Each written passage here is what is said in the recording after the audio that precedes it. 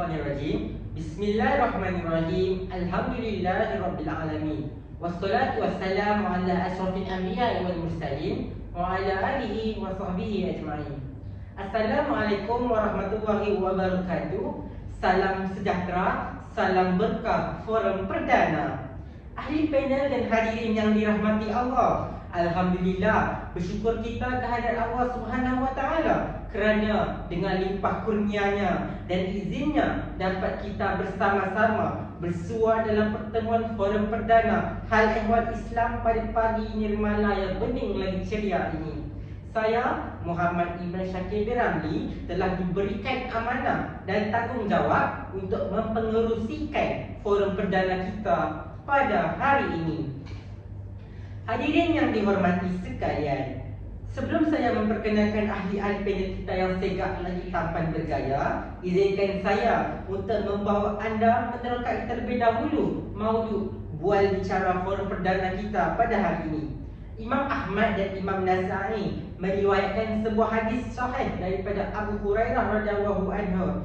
Suatu saat Rasulullah sallallahu alaihi wasallam memberikan perkhabaran gembira kepada sahabatnya. Baginda bersabda, "Qad atakum syahrul ramadhana, syahrul mubarak kataballahu alaikum, sayamuhu fihi tuftahu abwabul janan wa tughlaq abwabul jahim wa tughalli fi syayatin fihi lailatul abwabul khair min alfi syahri dan min haram khaira fakad." Maksudnya, sungguh telah datang kepada kalian bulan Ramadan, bulan yang penuh berkah. Allah mewajibkan kepada kamu sekalian untuk berpuasa. Pada bulan itu, pintu-pintu syurga dibuka dan pintu neraka jahanam dikunci, dan syaitan-syaitan dibelenggu dan diikat sepenuhnya. Pada bulan itu, ada suatu malam yang lebih baik dari 1000 bulan. Maka siapa yang tidak berusaha mendapatkan kebaikannya, maka lupakanlah segala kebaikannya. Muttafaqun alaih. Hadirin dan hadirat, Ramadan berasal daripada perkataan Arab Ramadan yang bermaksud panas dan terik membakar. Terdapat beberapa khilaf di sebalik maksud nama Ramadan ini. Antaranya ialah disebabkan suhu pada bulan Ramadan itu sendiri memang panas dan terik. Imam Qurtubi pula menyatakan bahawa panas itu menimbulkan bakaran atau keampunan Allah Subhanahu wa taala kepada dosa-dosa manusia. Dalam kalender Hijriah, bulan Ramadan merupakan bulan ke-9 selepas bulan Syaban, sebelum bulan Syawal. Umum kita ketahui bulan Ramadan ialah bulan di mana telah disyariatkan untuk berpuasa fardu selama sebulan. Berbaki beberapa hari sebelum tibanya bulan Ramadan, tidak boleh untuk kita tidak membincangkan soal Ramadan sebagai sayyidus syuhur atau penghulu segala bulan. Hadirin dan hadirat yang dimuliakan Allah, tidak puas andai saya seorang sahaja yang berbincang soal Ramadan, mari kita bergerak ke ruangan utama.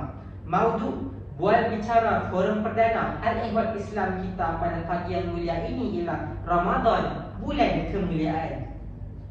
Ramadan itu bulan anugerah. Ramadan itu bulan yang berkah. Ramadan itu bulan yang mudah. Ramadan itu bulan pemurah. Dan Ramadan itu satu hadiah daripada Allah kepada hambanya yang esa. Bila berselisih buat tak cakna, sungguh pun sudah bertentang mata. Benarlah sungguh jangga Cina, jika tak kenal maka tak cinta. Terlalu asyik saya berbicara tentang bulan Ramadan sehingga terlupa memperkenalkan ahli-ahli panel kita yang terhormat, kacak-kacak belaka serta sungguh bergaya pada hari ini. Baiklah sidang hadirin, sebelum tirai forum dibuka bagi menelusuri lebih mendalam topik perbincangan, boleh kiranya kita berkenalan dengan ahli panel kita pada hari ini. Izinkan saya perkenalkan ahli panel pertama yang saya sangat hormati, Tuan Guru Ustaz Muhammad Zahikal bin Muhammad Sabri. Beliau dilahirkan di Kuantan. Beliau dilahirkan di Kelantan, seorang ketua pusat tahfiz di Mahat Tahfiz Al-Biru yang terletak di Kota Baru. Beliau merupakan seorang lulusan dari Universiti Madinah dalam bidang pengajian Islam dan Syariah, sebelum melanjutkan universiti pelajaran di Universiti Putra Malaysia. Assalamualaikum Ustaz. Saya Ustaz. Alhamdulillah, alhamdulillah Ustaz. Di sebelah saya pula Dr. Muhammad Haikal bin Zaidi yang merupakan ahli panel kedua, tampan dan murah dengan senyuman. Dr. Haikal sebagai merupakan lepasan di Universiti Al-Azhar Mesir dalam bidang pengajian Islam sebelum melanjutkan pelajaran sebagai graduan kedoktoran di Universiti Malaya dalam pengkhususan dakwah dan pembangunan insan. Kini beliau merupakan pensyarah Khusus Ilmu Wahyu dan Warisan di Pusat Asasi Universiti Islam Antarabangsa Malaysia CFSIIM. Apa khabar Dr. Selamat ketemu kita? Alhamdulillah. Sudah kita berpantang mata, semua budi diingat mati. Sudah kita bertentang mata, semua diseru membuka hati.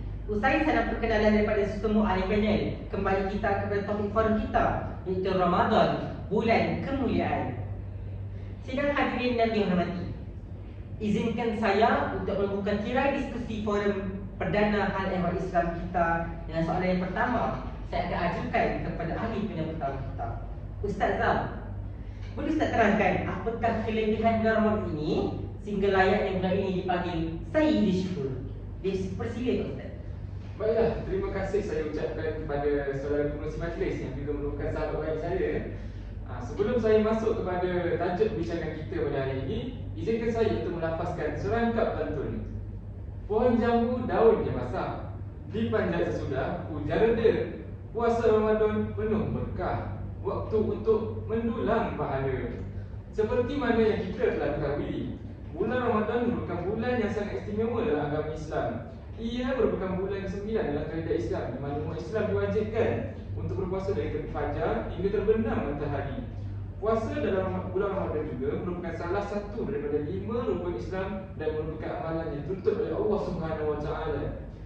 Menurut hadis riwayat At-Tabrani, Ibnu Huzaimah dan Al-Baihaqi, Rasulullah SAW telah bersabda, seandainya manusia mengetahui keistimewaan Ramadan, nescaya mereka ingin supaya sepanjang tahun itu adalah Ramadan. Perkara ini jelas menunjukkan bahawa bulan Ramadan merupakan bulan yang penuh dengan kelebihan dan keberkatan. Ia merupakan bulan yang ditunggu-tunggu. Berikutan terdapat ganjaran yang cukup istimewa kepada umat Islam. Antara kelebihan bulan Ramadan ialah Allah Subhanahu Wa Taala akan membuka pintu-pintu syurga dan menutup pintu-pintu neraka serta membelenggu syaitan dan memenjarakan mereka di bulan Ramadan. Perkara ini selaras dengan hadis yang diriwayatkan oleh Abu Hurairah yang membawa maksud Rasulullah SAW telah bersabda, Ramadan telah datang kepada kamu. Ia merupakan bulan yang berkat. Allah Azza wa Jalla memfardukan ke atas kamu puasa di bulan itu. Dibuka padanya pintu-pintu langit, ditutup padanya pintu-pintu neraka, dibelenggu pada syaitan-syaitan yang amat jahat. Pada bulan Ramadan itu terdapat satu malam yang lebih baik daripada 1000 bulan. Sesiapa yang diharamkan kebaikannya, maka sesungguhnya dia diharamkan.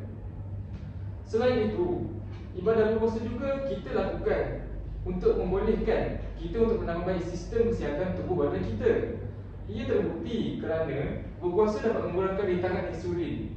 Justru, ianya dapat menambah fungsi insulin dalam badan kita supaya insulin itu lebih bergerak dan berkesan dalam mengendalikan kandungan gula dalam darah kita. Ibadah berpuasa juga dapat mengurangkan bacaan tekanan darah. Menurut kajian London Ramadan, ibadah berpuasa dapat menurunkan tekanan darah sebanyak 3 hingga 7 mmHg dari bacaan asal secara berkesan. Dari segi bacaan kolesterol pula, perbandingan untuk bacaan sebelum dan selepas berpuasa di bulan Ramadan mendapati bacaan total kolesterol dan lemak triglyceride menurun, manakala lemak yang baik didapati meningkat. Kesemua perubahan ini jelas mampu meningkatkan kawalan penyakit seperti kencing manis, tekanan darah tinggi dan kolesterol secara lebih berkesan. Perkara ini juga selaras dengan sebuah hadis daripada Ali Karamahu Wajhah, bahawasanya Rasulullah telah bersabda yang membawa maksud bahawa Allah Subhanahu Wa Taala mewahyukan kepada seorang nabi dalam kalangan Bani Israel berfirman, kabarkanlah kepada kaummu bahawa tiada seorang hamba yang berpuasa sehari semata-mata kerana-Ku, kecuali Aku sihatkan tubuh badannya dan Aku besarkan ganjarannya. Seterusnya, antara kelebihan yang terdapat dalam bulan Ramadan ialah dengan ibadah puasa, seseorang mampu untuk menahan diri daripada makan dari subuh hingga maghrib pada siang hari. Puasa adalah satu mujahadah atau perjuangan untuk melawan dan mengawal nafsu daripada menguasai diri, bukan sahaja terhadap makanan, bahkan terhadap segala keinginan dunia termasuk wanita, harta, kenderaan dan lain-lain. Rasulullah SAW telah bersabda dalam satu hadis, wahai para pemuda, sesiapa di antara kamu telah mampu dari segi pembiayaan, iaitu berkahwin, maka bernikahlah. Dan sesiapa yang belum mampu, maka hendaklah berpuasa kerana puasa itu menjadi perisai baginya dalam membendung syahwat. Hadis riwayat Bukhari nombor 5065. Akhir sekali, ibadah puasa mengajarkan kita tentang arti kesederhanaan hidup, yang mana seseorang akan menahan diri daripada makan dan minum pada siang hari, yang mana sekurang-kurangnya ia dapat menjimatkan belanjaan makan terutamanya pada tengah hari. Ibadah ini juga dapat menyelamatkan seseorang daripada bersikap boros, membazir dan melakukan perkara yang sia-sia. Di samping itu, ibadah puasa akan mampu untuk melatih jiwa kita untuk menjadi lebih prihatin terhadap golongan fakir miskin dan lebih memerlukan, yang biasanya tidak mampu untuk mendapatkan makanan-makanan yang cukup untuk diri mereka dan keluarga. Perkara ini selaras dengan daripada ayat Al-Quran daripada surah Al-Insan yang membawa maksud mereka, iaitu orang yang suka berbakti juga memberi makanan yang dihajati dan disukainya kepada orang miskin dan anak yatim serta orang tawanan, sambil berkata dengan lidah atau hati, sesungguhnya kami memberi makan kepada kamu kerana Allah semata-mata. Jadi saya rasa itulah antara seperti mana yang ditanyakan oleh pengerusi majlis tadi, kelebihan-kelebihan yang terdapat di dalam bulan Ramadan ini, dan saya rasa, saya harap menjawab soalan yang ditanyakan oleh pengerusi majlis tadi. Alhamdulillah. Terima kasih kepada Ustaz Tuan Guru Zulham Syamsul tadi. Masya Allah, seperti kata Tuan Guru tadi, ibadah puasa ini menjadikan manfaat yang bukan sahaja pada fizikal, malah rohani dan emosi, malah masyarakat, sekaligus melihat Islam itu sebagai agama yang syumul dan menyeluruh sekalian alam. Seterusnya, kita beralih kepada Dr. Haikal untuk soalan kedua. Doktor, apakah amalan-amalan yang digalakkan oleh Allah SWT dan Rasulullah serta ijtima' ulama ketika bulan Ramadan ini? Silakan Doktor. Okey, baiklah. Dalam hutan banyak tumbuhan, darat dan laut sumber makanan. Selamat datang bulan Ramadan. Semoga dirantau ibadahnya aman. Baiklah, terima kasih Tuan Moderator. Tidak lengkap ibadah Ramadan kita tanpa amalan pada bulan Ramadan yang mulia ini. Oleh itu, saya akan menerangkan tentang amalan yang boleh kita lakukan pada bulan Ramadan. Yang pertama, berpuasa. Berpuasa merupakan amalan yang kita wajib dilakukan pada bulan ini jika tidak ada sebarang halangan.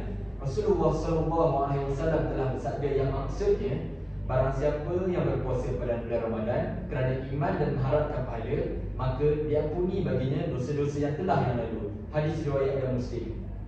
Seorang Muslim yang beriman pasti tahu akan rukun Islam yang ketiga ini kerana ia wajib diperintahkan kepada kita semua, kecuali jika terdapat kelonggaran yang dibenarkan oleh syarak seperti keuzuran atau haid.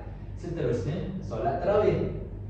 Solat tarawih adalah solat sunat muakkad yang sangat dituntut dikerjakan oleh umat Islam lelaki ataupun wanita pada tiap-tiap malam pada bulan Ramadan, sama ada secara berseorangan ataupun berjemaah. Banyak kelebihannya yang boleh kita peroleh. Yang ketiga pula, bertadarus Al-Quran. Jika boleh, kita perlulah mencuba untuk mengkhatamkan Al-Quran pada bulan Ramadan ini. Satu Al-Quran mengandungi 30 juzuk. Nampak macam banyak, tetapi jika diperincikan setiap juzuk hanya mengandungi 20 muka surat atau lebih kurang bersamaan dengan 10 helaian sahaja. Untuk capai sasaran khatam Al-Quran dalam masa bulan Ramadan ini, kita boleh mempraktikkan baca Al-Quran 4 muka surat setiap hari selepas solat waktu 5 kali sehari itu. Dalam sehari, insya-Allah tidak akan ada masalah untuk kita habiskan 1 juzuk. Di samping itu kita juga perlu banyakkan bersedekah pada bulan Ramadan ini. Rasulullah SAW tidak akan melepaskan peluang untuk bersedekah pada bulan Ramadan, seperti mana dalam hadis yang diriwayatkan oleh Imam Al-Bukhari, yang maksudnya adalah Nabi seorang yang paling pemurah dan menjadi lebih murah pada bulan Ramadan. Baginda SAW sangat menekankan kepada kita untuk perbanyakkan amalan bersedekah, khususnya pada bulan Ramadan kerana ganjarannya sangat hebat. Sesiapa yang memberi makan kepada orang berpuasa, maka dia akan mendapat pahala yang sama dengan orang yang berpuasa, dalam keadaan pahala orang tersebut tidak berkurangan sedikit pun. Hadis riwayat At-Tirmizi. Bersedekah bukannya dari segi wang ringgit saja, walaupun sekadar sebiji tamar dan seteguk air untuk orang lain yang berbuka puasa, ia sudah memadai. Bersedekah semampu kita, yang penting ianya ikhlas dari hati. Yang kelima pula ialah menghidupkan 2/3 malam. Sesiapa yang berjaya melakukan 2 jihad ini dengan sebaik-baiknya, baginya ganjarannya amat besar. Rasulullah SAW pernah bersabda yang bermaksud, siapa yang bangun solat pada bulan Ramadan dengan penuh keimanan dan pengharapan, maka diampunkan baginya dosa-dosa yang lepas. Hadis riwayat Al-Bukhari dan Muslim. Amalan menghidupkan 2/3 malam ini sangat digalakkan khususnya pada 10 malam terakhir Ramadan, kerana ketika itu adanya malam istimewa dari 1000 bulan, iaitu malam Lailatul Qadar itu sendiri. Rasulullah SAW sendiri memohon kepada Allah Subhanahu Wa Taala agar malam yang bersejarah ini, yang penuh hikmah ini, berkenaan menemuinya. Rasulullah SAW bersabda yang maksudnya, sesungguhnya bulan ini ataupun bulan Ramadan telah datang kepada kamu. Di dalamnya terdapat malam di mana amalan ibadat yang dilakukan pada malam tersebut lebih baik dan lebih besar ganjarannya daripada amalan selama 1000 bulan. Sesiapa yang kehilangan malam tersebut, semuanya dia telah kehilangan semua kebaikan dan tidak akan kehilangan semua perkara tersebut kecuali orang-orang yang telah diharapkan ataupun yang tidak dapat tunjuk daripada Allah Subhanahu Wa Taala. Hadis riwayat Ibnu Al-Majah. Sidang hadirin yang dihormati, tambahan lagi, amalan yang boleh kita lakukan pada bulan puasa ini ialah menahan marah. Hendak dibandingkan antara menahan lapar dan dahaga dengan menahan marah, sudah tentunya menahan marah lebih sukar dilakukan lebih-lebih lagi ketika dalam bulan suci Ramadan ini. Kadang-kadang hanya kerana perkara kecil, ia boleh menyebabkan emosi kita tidak menentu. Ini adalah perjuangan untuk kita mengawal amarah dalam diri. Jika tidak, Allah Subhanahu Wa Taala tidak akan menyifatkan orang yang berjaya mengawal marah ini sebagai ciri orang yang bertakwa, seperti mana yang tertulis dalam surah Al-Imran ayat ke-134, yang maksudnya iaitu orang-orang yang mendermakan hartanya pada masa senang dan susah, dan orang-orang yang menahan kemarahannya, dan orang-orang yang memaafkan kesalahan orang. Yang ketujuh pula, melambatkan bersahur dan menyegerakan berbuka. Dalam konteks ini terdapat dua keadaan yang perlu kita perhati, iaitu ketika bersahur dan berbuka puasa. Bagi bersahur, kita disunatkan untuk sahur dan melewatkan sahur. Diriwayatkan daripada Anas bin Malik radhiyallahu anhu, beliau berkata bahawa Nabi Muhammad SAW pernah bersabda, yang maksudnya, bersahurlah kamu semua, sesungguhnya pada sahur itu terdapat keberkatan. Keutamaan sahur walaupun sekadar sunat, tapi ia amat dituntut kerana inilah yang membezakan amalan puasa umat Islam dan amalan puasa ahli kitab yang lain. Bahkan dari sudut sains dan kesihatan, sahur bertindak sebagai sarapan yang memberi kebaikannya dalam gaya hidup manusia setiap hari. Kita disuruh untuk melewatkan sahur, iaitu kira-kira 10 minit sebelum masuknya waktu azan subuh. Hikmah melewatkan sahur agar umat Islam tidak tertinggal waktu subuh dan segera menunaikan solat subuh. Bagi berbuka puasa pula, ia perlulah disegerakan sejurus sahaja laungan azan maghrib berkumandang di puasa kita.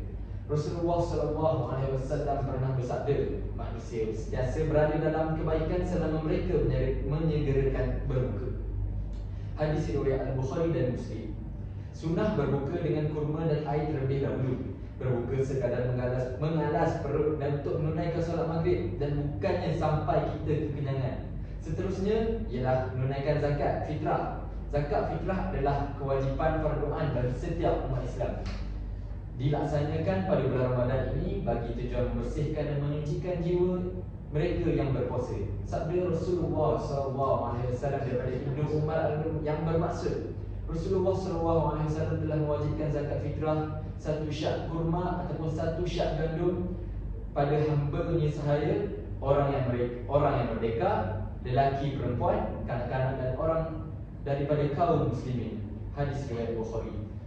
Selain itu, pada bulan Ramadan juga kita digalakkan untuk bertikaf pada 10 malam yang terakhir. Sebagaimana sabda Rasulullah SAW dalam Sahih Muslim yang bermaksud, setiap amalan anak Adam pahalanya akan digandakan 10 kali ganda sehingga 700 kali ganda. Allah berfirman, kecuali puasa. Sesungguhnya ia milik aku dan aku akan membagi-bagikan ganjaran pahalanya. Akhir sekali, pada bulan Ramadan yang mulia ini juga kita perlulah memperbanyakkan berdoa. Sabda Rasulullah SAW, siapa yang berpuasa pada bulan Ramadan yang penuh keimanan dan mengharapkan keredaan Allah Subhanahu Wa Taala, maka akan diampunkan segala dosa yang telah lalu. Muttafaqun alaih. Sentiasa berdoa pada bulan Ramadan ini, khususnya setiap kali selepas berbuka puasa, sedang kita sibuk menikmati hidangan di depan mata, janganlah kita lepaskan berdoa sebagai amalan dalam Ramadan, kerana diriwayatkan oleh Tirmizi dengan sanad yang hasan bahawa Rasulullah SAW pernah bersabda, ada 3 golongan yang tidak akan ditolak amal mereka, iaitu orang yang berpuasa sehingga berbuka, pemimpin negara yang adil, dan orang yang teraniaya. Baiklah, berikut merupakan antara amalan yang boleh dilakukan pada bulan suci, iaitu bulan Ramadan. Sebenarnya masih banyak lagi amalan yang boleh saya kongsikan, namun apakan daya dengan masa yang mencuri kita. Sekian, terima kasih. Terima kasih kepada Dr. Haikal atas perbincangan cukup baik dan menarik sekali. Kalau tuan-tuan dan puan-puan dan hadirin-hadirin melihat, dapat banyak dan sangat pelbagai amalan-amalan yang kita boleh praktikkan sepanjang bulan Ramadan. Amalan-amalan seperti tarawih dan bertadarus, setiap menahan emosi seperti menahan marah tadi, sangat menarik bagi saya kerana membuktikan Islam itu agama yang membawa kedamaian dan kesejahteraan. Begitu berakhirnya pusingan pertama forum kita. Kita akan gerak ke pusingan kedua selepas selingan sebentar.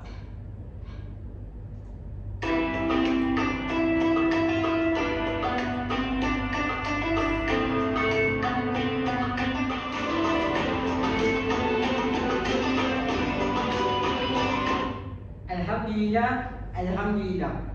Sidang hadirin dan hadirat yang dihormati, terima kasih atas kesabaran anda menunggu kami. Penghargaan penuh kerana masih berada di taman-taman syurga mengimarahkan forum perdana Hal Ehwal Islam. Kita bergerak ke pusingan kedua dengan pertanyaan kepada Ustaz Zam.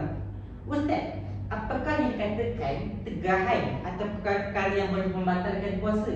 Seandainya ada masalah kalangan kita belum tahu atau hendak memantapkan pengetahuan mereka sendiri. Silakan Doktor. Baiklah, terima kasih kepada Tuan Pengerusi atas soalan yang menarik yang ditanyakan kepada saya. Sidang hari ini yang dihormati, seterusnya saya akan membahas soalan kedua yang ditanyakan oleh pengerusi majlis tentang apakah tegangan yang terdapat dalam bulan Ramadan.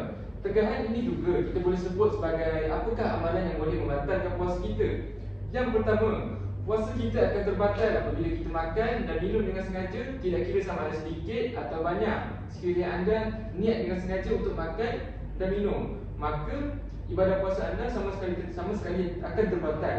Walau bagaimanapun, sekiranya perbuatan ini dilakukan akibat anda terlupa atau tidak sengaja, maka puasa anda tidak terbatal dan anda wajib meneruskan puasa tersebut sehingga waktu berbuka. Yang kedua, puasa seseorang akan terbatal apabila dia memasukkan benda ke dalam rongganya. Perkara ini berlaku apabila sampainya air kepada rongga tengah badan melalui laluan yang terbuka. Air ini bererti fizikal sesuatu yang terlihat pada mata. Ruang tengah termasuklah bahagian otak dan bahagian bawah halkum, perut dan terus ke kemaluan depan dan belakang. Laluan terbuka bererti lubang mulut, hidung, kubul dan dubur. Namun, sekiranya ubat untuk dalam keadaan darurat, ianya tidak terbatal seperti vaksin dan lain-lain. Yang ketiga, mutah dengan sengaja juga merupakan perbuatan yang membatalkan puasa. Perkara ini ada dinyatakan dengan jelas melalui hadis Nabi SAW seperti yang berikut. Rasulullah SAW telah bersabda yang bermaksud, barang siapa yang dipaksa muntah sedangkan dia dalam keadaan puasa, maka tidak ada qada baginya. Namun apabila dia muntah dengan sengaja, maka wajib baginya membayar qada. Riwayat Abu Daud. Yang keempat, perkara yang membatalkan puasa ialah persetubuhan. Bersetubuh sama ada mengeluarkan air mani juga termasuk dalam perkara yang membatalkan puasa. Imam Asy-Syafi'i berkata, jima' dengan sengaja tidak ada ikhtilaf yang dikira sebagai perbezaan pendapat padanya bahawa perkara tersebut membatalkan puasa. Namun jika jima' tersebut terjadi kerana lupa, maka sebahagian ulama menganggapnya sama ada dengan orang yang makan dan minum dengan tidak sengaja. Perkara tersebut dianggap sama. Yang kelima, mengeluarkan air mani dengan sengaja. Mengeluarkan air mani dengan sengaja juga boleh menyebabkan puasa kita terbatal. Walau bagaimanapun, sekiranya air mani tersebut keluar akibat kita bermimpi ketika tidur pada siang hari, maka tidaklah terbatal puasa kita pada hari tersebut. Yang keenam, datangnya dalam haid atau nifas.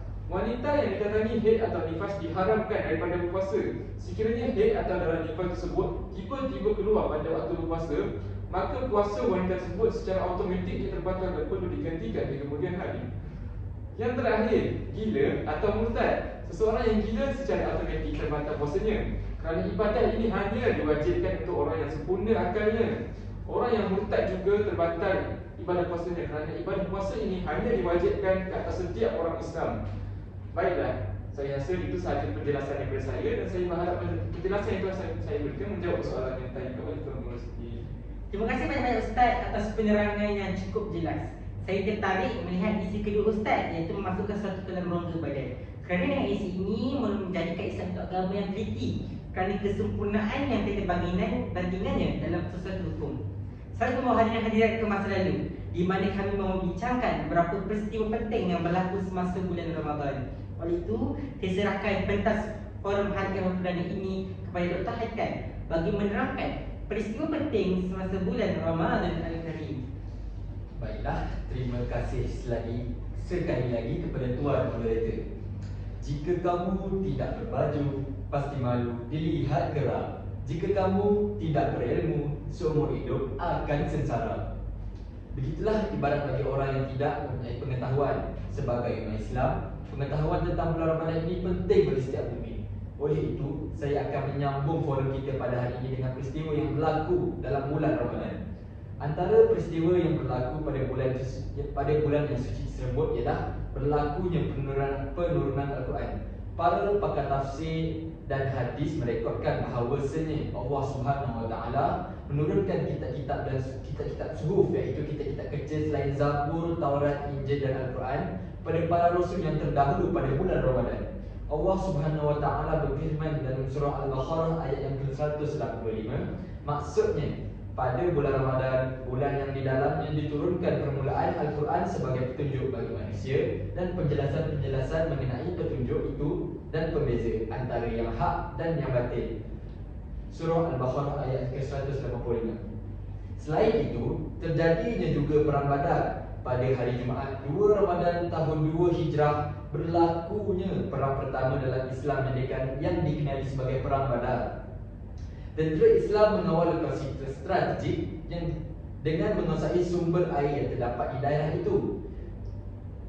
Tentera Islam seramai 313 orang berhadapan dengan 1000 orang tentera musyrikin Makkah yang lengkap dengan bersenjata. Tentera Islam memenangi pertempuran dengan 70 tentera musyrikin terbunuh dan 70 lagi ditawan manakala bakinya melarikan diri. Peperangan ini luar biasa. Tentera Islam kurang jumlahnya, lemah dari sudut kelengkapan persenjataan dan dalam keadaan berpuasa, akan tetapi dapat memenangi peperangan Badar. Hal ini telah membuktikan puasa bukannya faktor penyebab umat Islam bersikap lemah dan malas, sebaliknya berusaha demi mencapai keridaan Allah Subhanahu Wa Taala. Firman Allah Subhanahu Wa Taala dalam surah Al-Imran ayat 123 yang maksudnya, sungguh Allah Subhanahu Wa Taala menolong kamu dalam peperangan Badar pada hari kamu pada ketika itu orang-orang yang lemah. Kerana itu bertakwalah kepada Allah agar kamu mensyukuri nikmat-Nya. Surah Al-Imran ayat 123. Seterusnya saya akan pergi ke pula antara peristiwa yang terpenting yang berlaku pada bulan Ramadan, iaitu peristiwa nuzul Al-Quran. Peristiwa nuzul Al-Quran merupakan peristiwa turunnya ayat Al-Quran yang pertama kepada Nabi Muhammad SAW yang disampaikan secara berperingkat-peringkat sehingga menjadi lengkap sebagaimana kitab Al-Quran yang ada pada hari ini. Peristiwa nuzul Al-Quran ini berlaku pada malam Jumaat 17 Ramadan tahun ke-41 daripada keputeraan Nabi Muhammad SAW ketika baginda sedang beribadat di Gua Hira yang bersamaan dengan tanggal 6 Ogos tahun 610 Masihi. Perkataan nuzul bererti turun atau berpindah dari atas ke bawah. Apabila disebut bahawa Al-Quran adalah mukjizat terbesar Nabi Muhammad SAW, maka ianya memberi makna terlalu besar kepada umat Islam, terutamanya yang serius yang memikirkan rahsia Al-Quran. Ayat Al-Quran pertama yang diturunkan Allah kepada Nabi Muhammad adalah dari perantaraan malaikat Jibril yang merupakan 5 ayat dari surah Al-Alaq. Baiklah, saya rasa itu sahaja daripada saya. Setelah selesai membicarakan tentang peristiwa-peristiwa yang terjadi pada bulan Ramadan ini, maka berakhirlah sudah perbicaraan saya dalam forum ini. Sekian, terima kasih. Alhamdulillah, terima kasih kepada doktor atas penjelasan tadi. Oleh itu telah berakhirnya sesi forum kita pada hari ini. Masih yang mencemburui kita terpaksa menonton forum perdana kita pada hari ini. Semoga ilmu yang diraih dapat dimanfaatkan dan disebarkan secara bersama kepada keluarga dan masyarakat. Sebelum akhir bicara forum kita pada hari ini, terimalah serangkap pantun yang berbunyi, tuailah pagi antara masak, esok jangan layu-layuan. Intailah kami antara nampak, esok jangan rindu-rinduan. Sekian saja untuk hari ini. Wallahu a'lam. Saya akhiri forum perdana hadirat Islam kita pada hari ini dengan lafaz yang mulia. Wabillahi taufiq wal hidayah. Assalamualaikum warahmatullahi wabarakatuh. Dan salam Ramadan al-Mubarak.